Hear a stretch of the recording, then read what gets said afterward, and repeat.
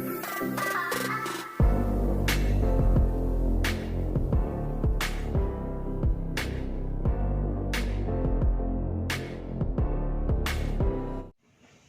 siang, Bu. Selamat siang, Sus. Bu, perkenalkan saya Yuli. Saya mahasiswa dari LKSET.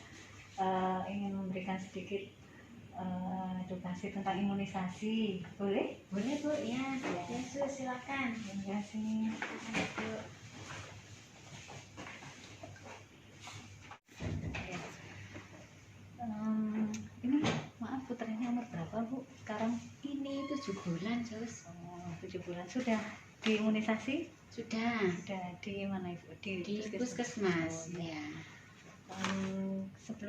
Sebelum saya memberikan sedikit gambaran tentang imunisasi, mungkin Ibu bisa sedikit memberikan gambaran ke saya. Kira-kira yang setahu Ibu tentang imunisasi itu yang bagaimana? Sebatas mana? Imunisasi itu memberikan obat kepada anak kecil ya, balita. Disuntikkan di tangan, di paha.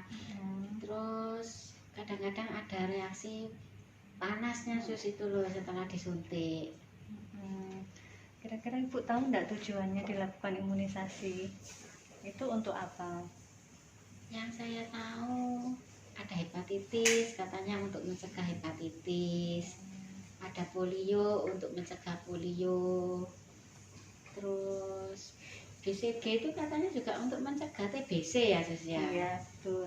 Jadi imunisasi itu memberi semacam suatu proses untuk menjadikan seseorang itu menjadi kebal terhadap suatu penyakit tertentu ya, Bu ya. Jadi dengan cara kita memberikan vaksin kepada bayi atau kepada orang dewasa juga bisa, dengan tujuan supaya kekebalan tubuh orang tersebut bisa meningkat. Jadi ada beberapa yang tidak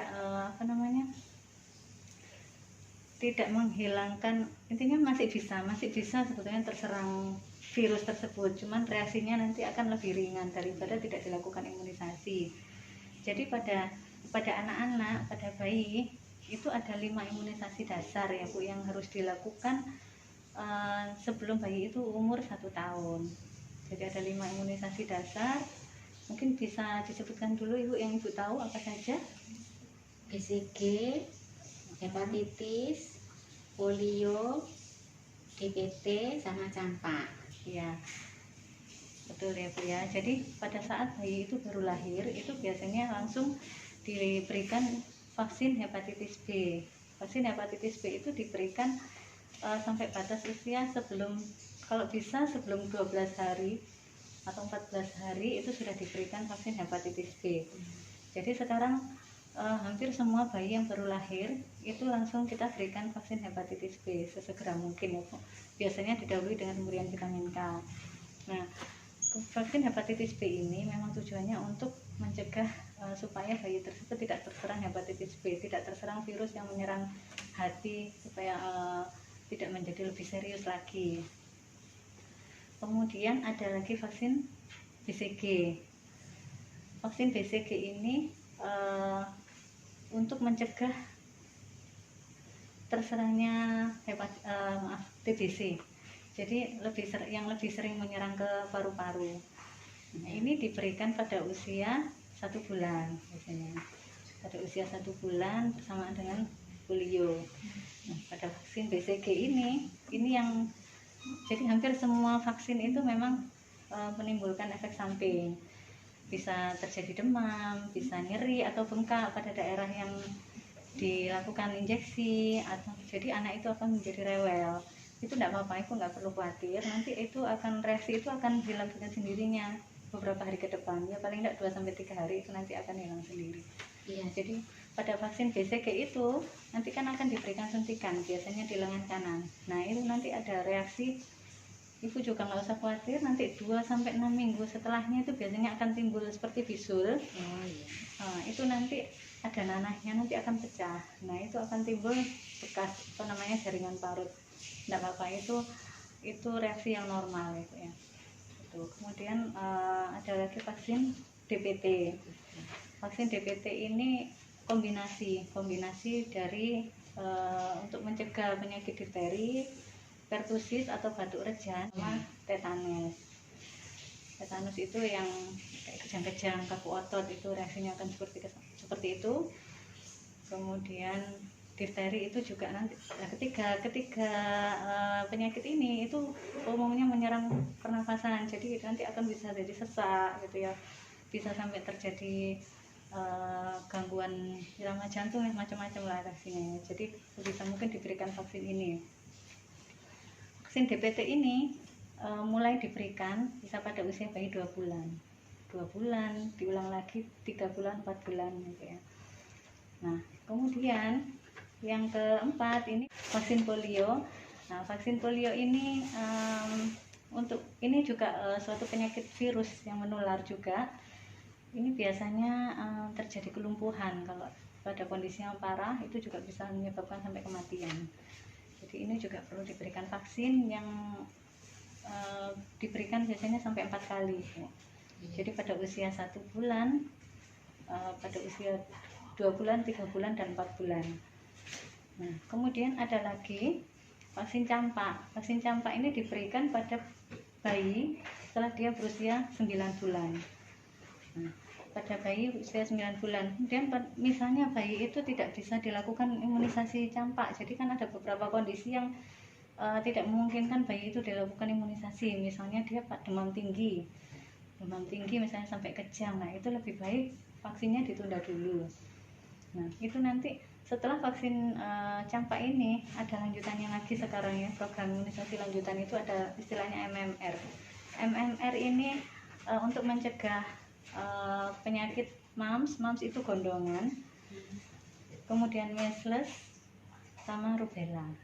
Jadi atau measles itu rubella, hampir sama dengan campak tadi, sama rubella itu campak Jerman. Jadi ya istilahnya gitu. Jadi kalau misalnya pada bayi yang belum dilakukan imunisasi campak sampai usia 12 bulan, dia bisa langsung dilakukan vaksin MMR saja tanpa campak, enggak masalah, enggak apa-apa. Iya. Itu ya Bu ya. Sampai di sini mungkin ada yang kurang jelas Bu? Misalkan anaknya diare, Sus, apakah boleh dilakukan imunisasi? Kalau diare ringan atau demam ringan itu tidak menghalangi imunisasi, tidak apa-apa, bisa dilakukan. Tapi kalau diarenya sampai dehidrasi misalnya, ya lebih baik ditangani dulu untuk dehidrasinya gitu, atau demamnya tinggi itu jangan dulu. Jadi tapi kalau masih dalam batas wajar, masih ringan, yang masih bisa diobati, bisa, itu nggak menghalangi imunisasi. Kemudian ada lagi sebetulnya yang masuk program pemerintah sekarang tambahan, kalau dulu nggak ada, sekarang ada HIV. HIV ini hemophilus influenza tipe B. Ini mencegah timbulnya meningitis, bisa untuk mencegah timbulnya meningitis. Ini pemberiannya bersamaan dengan DPT. Jadi pada usia 2 bulan, 3 bulan, dan 4 bulan. Nanti akan diulang lagi pada usia bayi itu 1,5 tahun atau 18 bulan. Sama DPT juga sama, bisa diulang pada usia bayi 18 bulan. Nah, kemudian selain MMR tadi sebetulnya ada beberapa vaksin tambahan yang bisa dilakukan. Jadi ada seperti vaksin tipes, influenza, kemudian HPV. HPV itu untuk mencegah timbulnya kanker serviks, itu dilakukan pada anak perempuan ya Bu, pada usia 10 tahun nanti sampai 18 tahun. Nah, kemudian pada imunisasi dasar tadi itu juga ada beberapa yang akan dilakukan booster. Nanti ibu akan dikasih tahu jadwalnya nanti di buku imunisasi itu, nanti akan ya. Yang penting ini imunisasi dasar dulu, nanti untuk selanjutnya bisa diberikan tapi itu informasi di puskesmas juga ada ya, Sus? Ada. Yang jadi untuk imunisasi tambahan itu ditanggung pemerintah ada juga? Enggak, kalau seperti HPV yang untuk kanker serviks tadi, kemudian influenza, tipes, itu enggak ditanggung pemerintah. Jadi itu beli sendiri dan jadi itu bukan imunisasi wajib sebetulnya Bu. Jadi untuk seperti influenza misalnya, itu kan nanti akan diulang tiap tahun. influenza itu bisa dilakukan pada bayi yang mulai usia 6 bulan, itu nanti akan diulang setiap tahun sampai anak itu umur 18 tahun. Sama seperti vaksin tipes, cuman bedanya kalau vaksin tipes itu baru bisa dilakukan pada anak usia 2 tahun, nanti diulang setiap 3 tahun sampai anak itu usia 18 tahun. Gitu. Jadi untuk vaksin-vaksin tambahan ini di luar program dari pemerintah, tapi dianjurkan untuk diberikan karena kan sekarang sudah macam-macam ya Bu ya, penyakit varicella itu juga sudah mulai ada vaksinnya ya. Varicella tentunya harganya mahal ya berarti Sus ya. Iya, biasanya beda-beda di rumah sakit. Bisa tanya dulu harga-harganya. Nah, sampai di sini mungkin ada yang kurang jelas penjelasan saya atau ada yang ditanyakan Bu? Gini, anak saya ini kan kalau panas itu beresiko untuk kejang, Iya, ya Sus ya. Iya. Sedangkan dampak dari imunisasi kan mesti ada panasnya. Iya. Itu bagaimana Sus caranya supaya Jadi panasnya tidak terlalu sampai tinggi sekali itu loh. biasanya takut kejang. ya biasanya pada saat kita melakukan imunisasi itu dari bidan atau dari dokter juga akan membawakan obat untuk obat penurun panas. Jadi kalau misalnya anak itu ada riwayat kejang juga, itu bisa sampaikan ke dokternya. Mungkin nanti akan ditambahin dengan obat anti kejang. Dan nanti jangan lupa dikompres, kompres hangat di ketiak, di selangkangannya, gitu ya. Terus bajunya juga jangan terlalu tebal, nggak usah dipakai selimut. Itu untuk penanganan demamnya. Jadi pada tiap imunisasi itu tentunya semuanya ada efek sampingnya, tapi tidak semuanya itu terjadi pada anak. Jadi tiap anak reaksinya berbeda-beda. Ada juga reaksi alergi, tapi ini jarang. Reaksi alergi semacam gatal-gatal atau sesak itu juga ada, meskipun jarang. Tapi kalau misalnya anak ibu ada mengalami alergi seperti itu, ibu bisa sampaikan ke dokter untuk imunisasi berikutnya. Jadi pada imunisasi berikutnya ibu sampaikan dulu ke dokter atau bidan yang melakukan. Jadi supaya kita bisa antisipasi, kita bisa persiapan seandainya itu terulang lagi. Gitu. Iya Sus. Sampai di sini ibu sudah bisa mengerti penjelasan saya?